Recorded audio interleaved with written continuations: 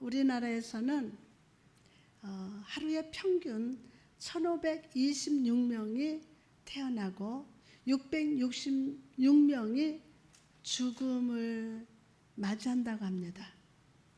누군가가 세상을 향해서 강하게 울부짖는다면 아쉬움의 눈물을 흘리면서 세상을 떠난다고 합니다. 이 삶과 죽음은 주님 오실 날까지 계속될 겁니다. 그러나 몸은 살아있어도 영혼은 죽어있는 사람이 있다는 것을 우리는 너무 모르고 살아갑니다. 하나님이 살아계시고 오늘 또 나를 붙드시고 새로운 은혜를 주시는데도 느끼지 못하고 감사하지 못한다는 거예요. 오늘 여러분의 영혼은, 믿음은 살아있습니까? 아니면 죽어 있습니까? 시를 묵상하며 오늘의 나의 믿음을 한번 점검해 봅시다. 삶과 죽음. 어제의 달이 지고 오늘의 해가 뜨듯이 어제를 살던 인생은 영혼으로 지고 희망의 손을 불끈 쥐고 내일을 시작하는 인생이 있습니다. 삶과 죽음. 신랑 오시는 그날까지 계속될 것입니다. 그러나 살았으되 죽었고 죽은 것 같으나 산 자가 있습니다. 피곤을 등에 지고 죽겠다 하는 사람과 세상의 짐을 다 지고도 다 이뤘다 하는 자가 있습니다. 가정이 있고 자녀가 있으며 훌륭한 직장이 있어도 불평하는 사람과 모든 것을 다 잃어도 주님 앞에 두 랩돈 드리는 여인이 있습니다. 내 눈에 보이지 않는다고 욕망의 황금상을 만드는 사람과 구름 하나 보이지 않아도 무릎 사이에서 부르짖는 외침이 있습니다. 오늘 이 자리에도 시계와 핸드폰에 집중하는 사람과 불의 혀 같은 성령을 기대하는 사람이 있습니다. 당신은 산자입니까? 죽음에 있습니까? 덥든지 차든지 하십시오. 할렐루야. 뜨거운 여름의 더위로 인해서 시원한 한 모금 생수가 떠오르는 오늘, 주님의 은혜 생수를 갈망하면서 이 예배 자리에 함께하는 성도 여러분을 주님의 이름으로 축복합니다. 주님의 이름으로 축복합니다. 하는 일마다 잘 되라. 행복하여라. 오늘 강건하여라. 지금 행복하여라. 하나님이 함께하면 잘 되리라. 아멘. 지금 만나는 사람이 가장 소중한 사람이다. 중요한 때는 지금이다. 기대하라. 시도하라. 그런 마음으로 그 축복을 받으면서 오늘 말씀을 받으시기를 축복합니다. 오늘 이 시간 예수님이 여러분의 각 사람에게 찾아가셔서 이 말씀을 먹이시고 영혼의 말씀으로 입히시면서 은혜로 충만케 하실 줄 믿습니다.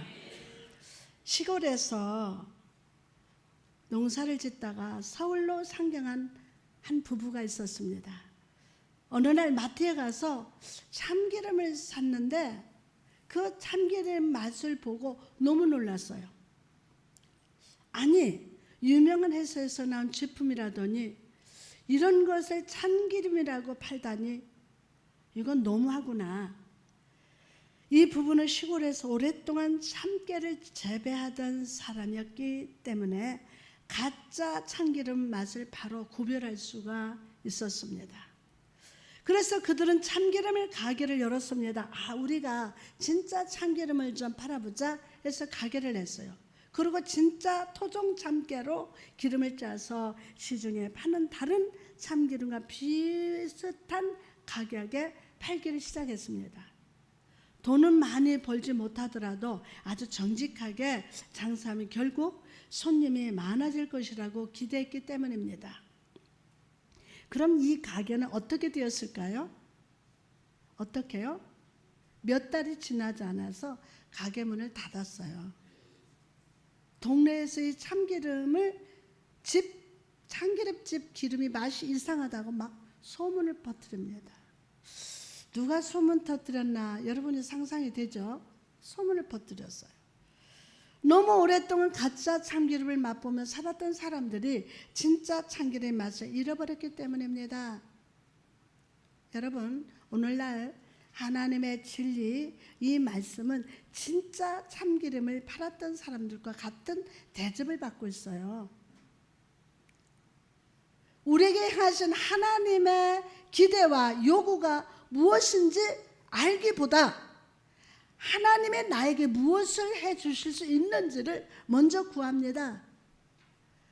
주님과 함께 동행하는 삶을 살기보다 내가 원하는 그곳에 주님이 있기를 기대합니다. 자기가 원하는 그곳에 주님이 있기를 원해요.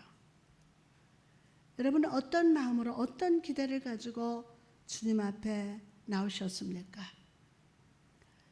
오늘 본문은 예수님께서 거라사 땅에 거하던 귀신 들린 자를 치유하신 이후의 모습을 보여줍니다.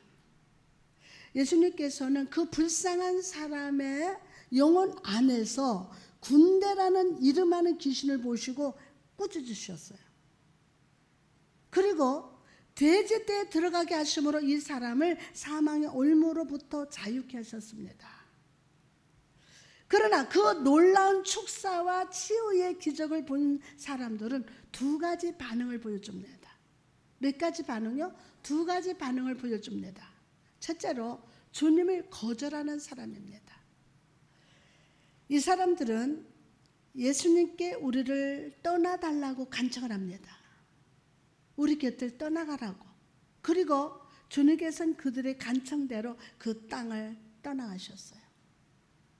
왜 이 사람들은 살아계신 하나님의 아들 임마누엘 예수님을 향하여 떠나달라고 부탁했던 것일까요? 그 이유는 거라사 사람들이 이 세상과 세상적인 안락을 사랑했기 때문이에요. 사랑했기 때문에. 예수 그리스도를 영접하기보다 과거에 제약된 생활을 계속하기를 기뻐했기 때문입니다. 자기들의 생활 습관과 예수님의 생활 습관 사이에 도무지 화합될 수 없는 부분이 또 주님이 주시는 새로운 은혜보다는 과거의 삶을 택하기로 작정했기 때문이에요. 자, 이들이 예수를 믿는다 해도 과거가 현재를 묶어놨어요. 과거의 시간이 현재 시간에 와 있는 거예요. 그러나 하나님의 시간은 미래의 시간이 현재의 시간을 봐야 될 줄 믿습니다. 예? 과거의 습관들을 하나님 앞에 와서도 계속 살기를 원한다는 거예요. 자기들의 생활 습관과 예수님의 생활 습관 사이에서 도무지 화합될 수 없는 부분이 있고 또 주님이 주시는 새로운 은혜보다는 과거의 삶을 택하기로 작정했기 때문이에요.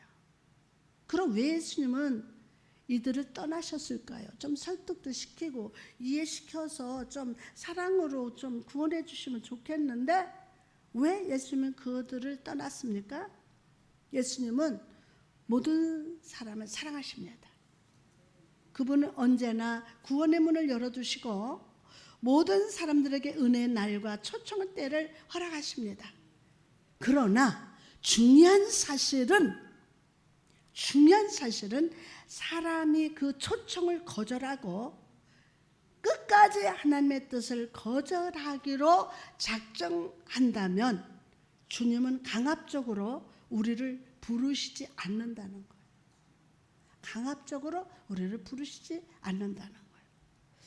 오늘 여러분이 예수님의 초청을 거절하고 끝까지 하나님의 뜻을 거절하기로 작정한다면 주님은 강압적으로 우리를 부르시지 않는다는 사실을 여러분 아십니까? 오늘날 많은 교회들이, 많은 성도들이 이 거라사 사람들처럼 예수님을 대합니다. 주님이 주시는 은혜의 역사보다 돼지가 물에 빠져서 죽은 것을 더 아까워하는 거라사 사람들처럼 주님을 거절합니다. 저거 아까 어떻게 저 수백 마리 돼지가 저 물에 다 빠져 죽네?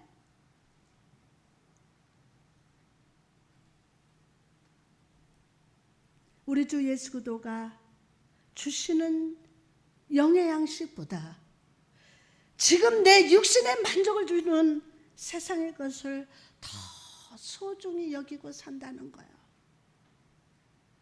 예수님의 제자 가룟 유다를 한번 떠올려 보시기 바랍니다. 그는 예수님을 따르면서 말씀을 듣고 기적을 보았습니다.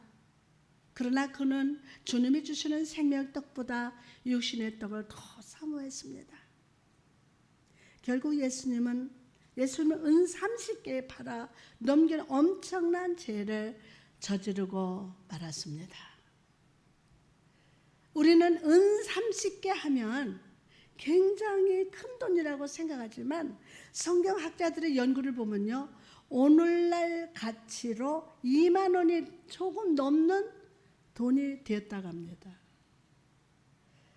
임마누엘 하나님을 그 주님이 유다에게 부어주신 사랑과 믿음을 2만 원에 팔아버렸다는 거예요. 우리는 그 무엇을 가지고 주님을 팔아버렸는지. 가룟 유다는 돈 2만 원에 예수님을 팔아버렸어요. 여러분, 오늘 솔직하게 스스로 한번 돌아봅시다. 여러분은 은혜를 사모하는 자입니까? 아니면 세상의 물질을 사모하는 자입니까? 겉으로는 믿음이 좋아 보이고 입으로는 주님을 가장 사랑한다면서 결정적인 순간에 생명의 주님을 팔아버리는 사람은 아닙니까? 수없이 작은 것에 예수님을 팔아버린 적이 많았습니다. 그런 우리를 향해 디모데는 이렇게 경고하고 있습니다. 디모데전서 6장 10절에서 12절을 보니까 돈을 사랑하면 일만하게 뿌리가 되나니 이것을 탐내는 자들은 미혹을 받아 믿음에서 떠나 많은 근심으로서 자기를 찔렀도다. 오직 너 하나님의 사람아 이것들을 피하고 의와 견고함과 믿음과 사랑과 인내와 온유를 따르며 믿음의 선한 싸움을 싸우라. 영생을 취하라. 아멘. 여러분은 하나님의 사람입니다. 다 같이 고백합니다. 나는 하나님의 사람입니다. 세상 물질이 주는 미혹을 물리치시기 바랍니다. 썩어질 떡강 쪽에 어떤 선물 하나에 하나님을 파는 사람이 아니에요. 여러분은 하나님의 사람입니다. 사람을 따라가지 말고 영생을 주시는 주 예수를 붙여주시기 바랍니다. 그럼 저와 여러분은 예수님을 어떻게 따라가야 할까요? 어떻게? 누가복음 23장 보니까 예수님을 따라가는 두 종류의 사람이 등장합니다. 이 세상의 모든 죄를 지시고 힘겹게 십자가를 지고 골고다를 향하여 걸으시는 예수님의 뒤를 따르는 사람들을 보며 누가는 이렇게 기록하고 있습니다. 누가복음 23장 27절에 또 백성과 및 그를 위하여 가슴을 치며 슬피 우는 여자의 큰 무리가 따라오는지라. 자, 누가는 큰 무리가 주님을 따르고 있다고 말하면서 백성과 가슴을 치며 슬피 우는 여자들이 따라왔다고 말합니다. 잘 들어보세요. 이 사람들이 함께 예수님을 뒤따라갑니다. 같은 방향으로 가고 있습니다. 자, 그렇지만 누가는 백성과 슬피 우는 여자들을 나누고 있습니다. 백성과 어떤 사람? 슬피 우는 여자들을 나누고 있어요. 모두가 주님을 따르고 있지만 같은 마음이 아니라는 거예요. 같은 마음이 아니라는 거예요. 그럼 백성들은 누굽니까?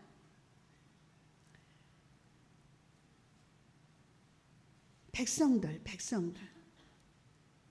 누가복음 23장 35절에 보니까 백성은 서서 굴경하는데 관리들은 비웃어 이르되 저가 남을 구원하였으니 만일 하나님의 택하신 자 그리스도이면 자신도 구원할지어다 하고, 백성들의 예수님을 따라왔던 이유가 무엇입니까?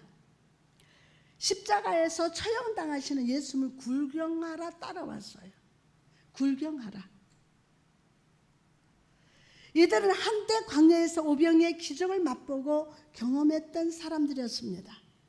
주님의 만지심으로 병고침을 체험했고 예수님이 예루살렘 입성하실 때 호산나 호산나라고 외치던 사람들이었습니다. 그러나 지금은 예수님을 비웃으면서 굴경하려고 쫓아오고 있다는 것입니다.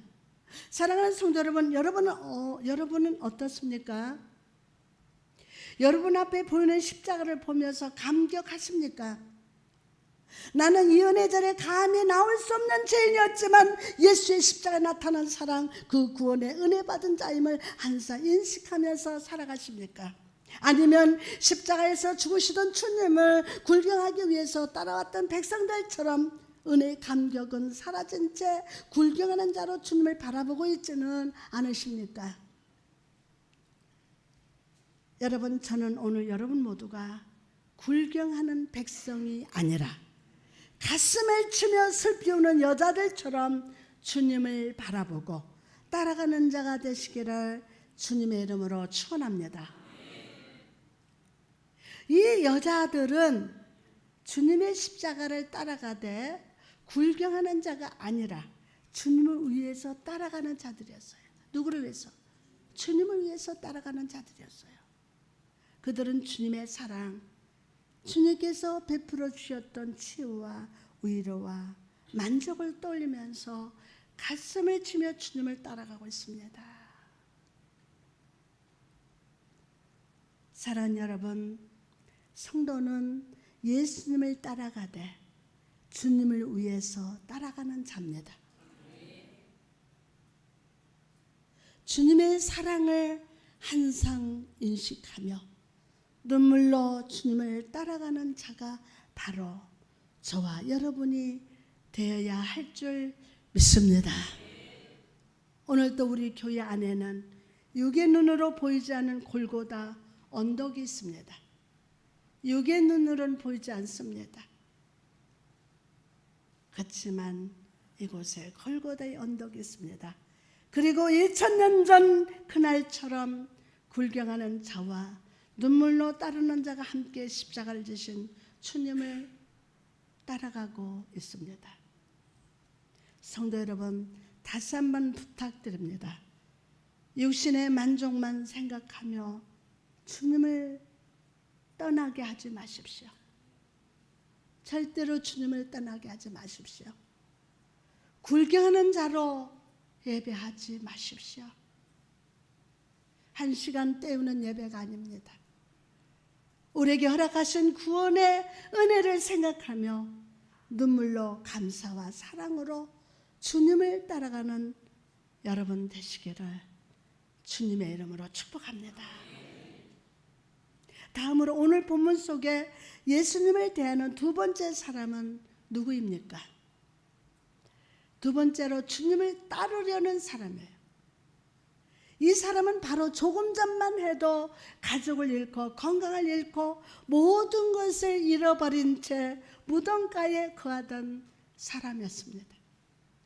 그러나 예수님께서 그를 찾아가시고 사단의 올무를 풀어주셨을 때 그는 참 자유를 얻었습니다.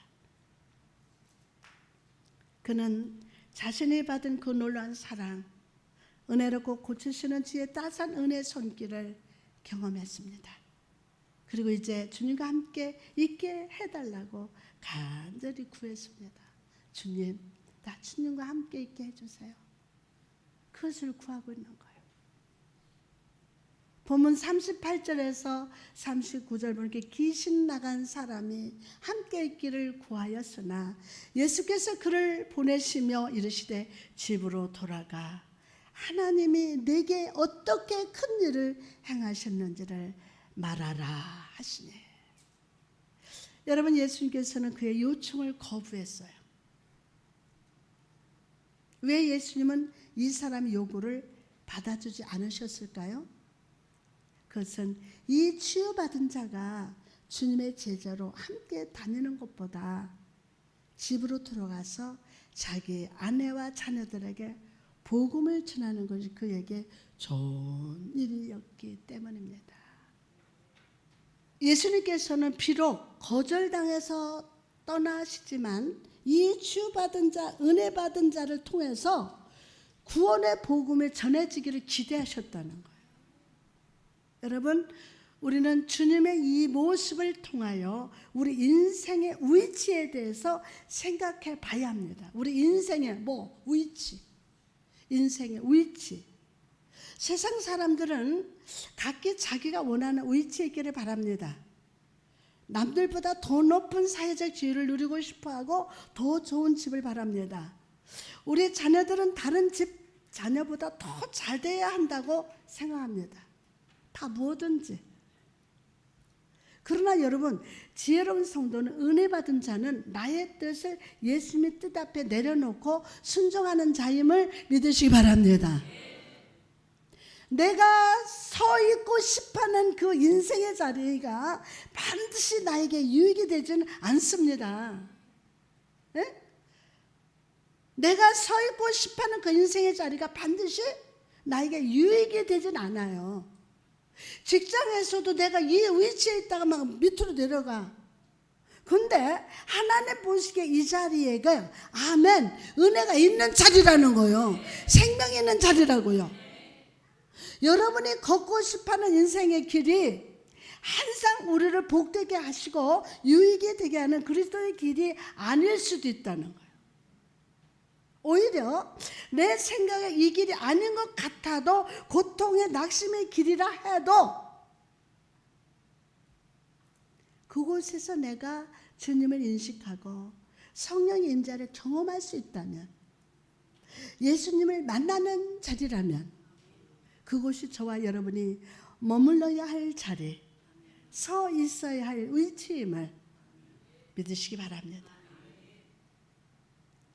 그러므로 여러분, 매 순간 어디에서 무엇을 하든지 주 예수 그리스도의 동의를 얻는 지혜로운 성도가 됩시다.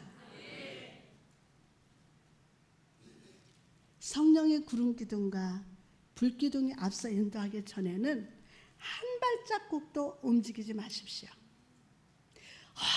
엄청나게 나에게 좋은 자리로 인도하네. 근데 하나님이 거기에 인도하는 자리가 아니면 움직이지 마세요.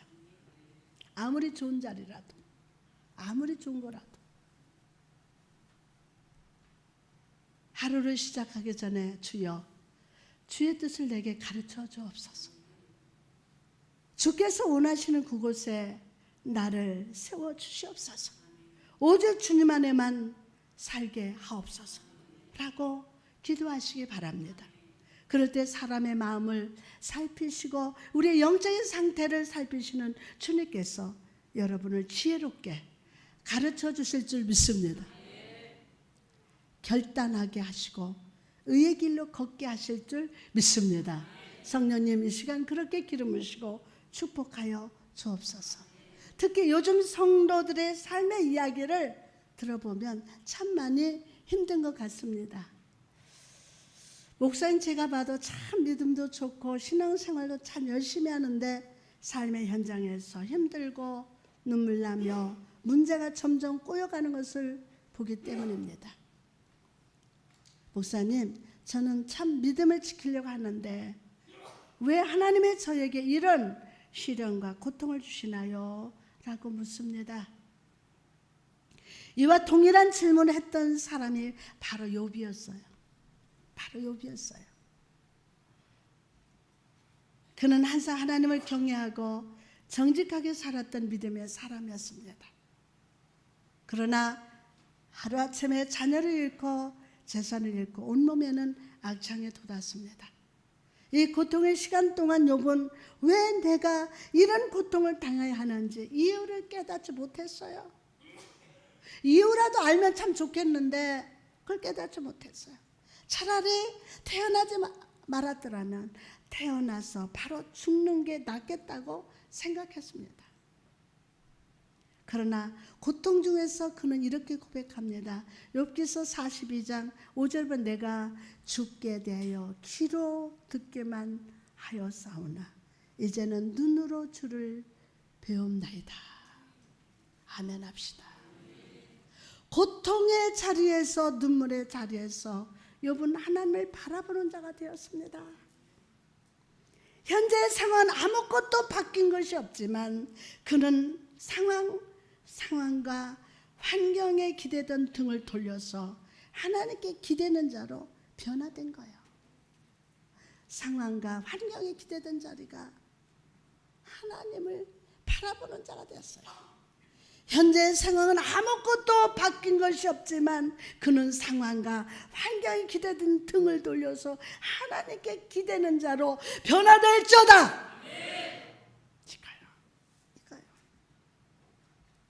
여러분, 오늘 여러분은 어디에 기대고 있습니까? 여러분은 지금 어디에 기대고 있습니까? 여러분의 어깨를 지금 현재의 상황과 환경에 두면 불안합니다. 그러나 여러분이 하나님께 삶의 안정감을 둘 때 하나님이 보이게 될 겁니다. 오늘 내게 주어진 상황 속에서 하나님의 뜻을 발견하게 될 것임을 믿으시기 바랍니다. 예수님을 보십시오. 그분은 이 땅에 오실 때 구유에 태어나셨습니다. 가장 가난하고 연약한 자들과 함께 하셨습니다. 사람들에게 미움을 받고 십자가에서 잔인하게 죽임을 당하셨습니다. 그러나 예수님은 이 모든 상황을 묵묵히 순종하셨어요.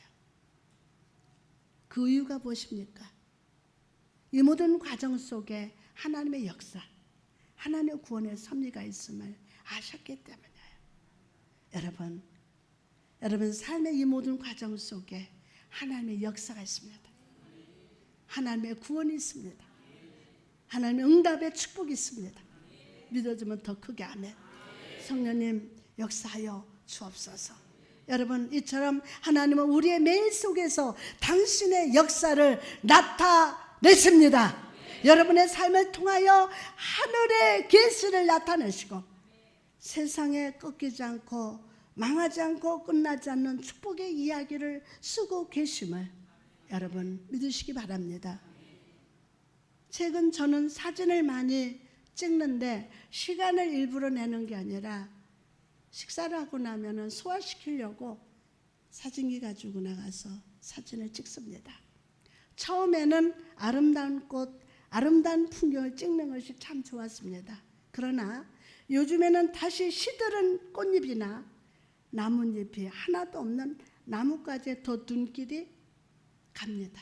왜냐하면 누구도 관심 갖지 않는 이 꽃들을 바라보면서 하나님 섭리를 발견하는 거예요. 시들은 꽃을 누가 그걸 관심을 갖습니까? 다 비틀어져 가는데 비록 시들어가는 꽃잎이라도 하나님이 피게 하신 것이고 그 누구에게 작은 위로와 용기를 주는 작품이 되게 하시기 때문이에요. 여러분, 이처럼 하나님께서는 다시 시들어버린 것 같은 여러분의 삶을 통해서 하나님의 나라의 역사가 나타납니다. 순간순간 상황에 따라 변하는 믿음으로 살지 말고 하나님께 기대어 하나님을 바라보며 삽시다. 성령 역사하여 주옵소서. 단 한 번에 없는, 단 한 번밖에 없는 일생 믿음으로 걸어가며 여러분의 있는 자리에서 예수 그리스도의 흔적, 예수 그리스도의 향기를 나타나는 편지로 쓰임받는 인생을 살아가시기를 주 예수의 이름으로 축복합니다.